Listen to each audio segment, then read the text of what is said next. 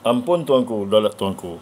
Patut sebagai rakyat negeri Pahang cukup berbangga dengan tuanku kerana sudi turun padang melawat tanah yang telah diceroboh oleh mereka yang menanam musangking. Dan apatah lagi tanah ini adalah tanah Rizab Melayu. Tuanku, patut tengok hal ini masih tak selesai-selesai. Berbagai-bagai video kita tengok yang kononnya tebang dan sebagainya. Tapi masih lagi mereka menguasai tempat ini.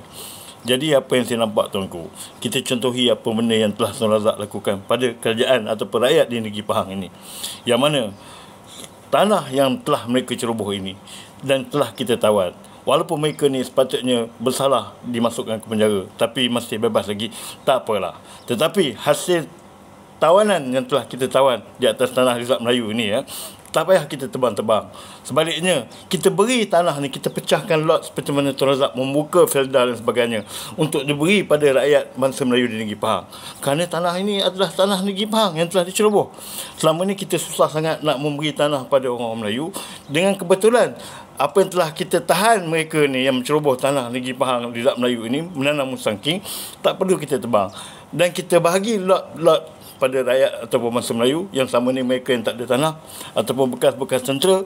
Kemudian hasil daripada durian yang dah ada, mereka cari keuntungan di situ dan membayar cukai balik pada kerajaan negeri Pahang. Sedangkan selama ini mereka yang menanam musangking ini, mereka hanya untung sendiri. Kerajaan negeri Pahang langsung tidak dapat untung daripada hasil yang mereka tanam. Kononnya untuk promosi, untuk pelancongan dan sebagainya, kita telah tertipu. Tuanku, kebetulan bila perkara ini berlaku, Allah nak tunjukkan pada kita supaya rakyat kita, terutama bagi mereka yang selama ni tak ada tanah, mendapat hasil dengan mudah, hasil daripada pencerobohan.